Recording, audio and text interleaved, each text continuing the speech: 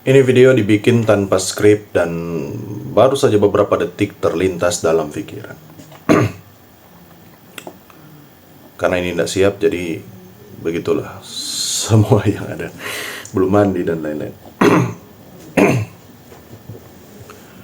Berteman sesuai kondisi. Mungkin pernah ada teman akrab, dan mungkin kalau sekarang dibilangnya circle, kalau dulu dibilangnya geng, teman baik, teman akrab, sahabat mungkin. Yang ternyata semua itu cuma saat sebuah keadaan. Semisal teman SD, ya batasnya cuma sampai SD. Pas SMP, satu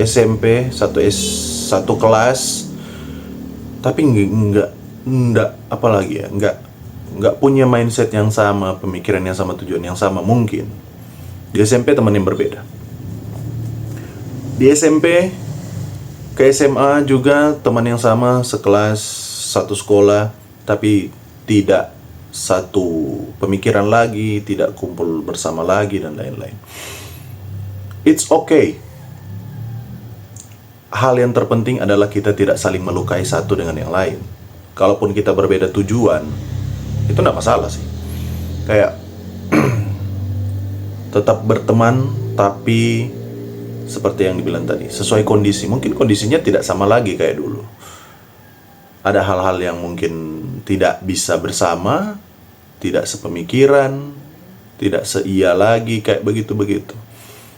Tapi yang terpenting adalah tetap berhubungan baik satu dengan yang lain, berteman sesuai kondisi. Saat kita galau, harus ada mungkin teman yang lebih tua, yang punya banyak pengalaman, bukan TikTok. Karena kebanyakan di TikTok yang membuat konten tidak jelas juga dia siapa, punya kredibilitas apa, benar atau tidaknya keadaan yang dia buat. Dan bisa jadi video ini juga benar dan tidak benar juga. Kayak begitu sih. Kayak di banyak kelautan konten yang muncul itu kayak lewat sesuatu yang memvalidasi diri kita, dan akhirnya bilang kayaknya dia begini, kayaknya dia begitu, tanpa mempertimbangkan situasi dan kondisi yang lain. Mungkin apa yang terjadi benar atau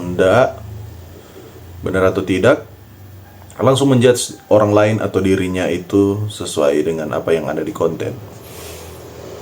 Kenapa dulu orang-orang itu lebih banyak berpikir logis? Karena dari pengalaman seseorang, dan kita menilai seseorang itu karena kita tahu dia itu seperti apa. Jadi kita bisa mempertimbangkan kata-katanya, nasihatnya itu bisa diterima atau tidak. Kalau sekarang itu kebanyakan kita tidak tahu dia siapa, backgroundnya seperti apa, dan langsung aja menerima apa yang dia bilang atau apa konten katakan tentang itu. Kayak nggak salah juga, semua manusia punya pilihannya masing-masing. Singkat, padat, dan jelas. Speak up kali ini bicara tentang situasi. Kita dekat dengan seseorang karena situasi. Jadi kalian punya teman dalam situasi tertentu.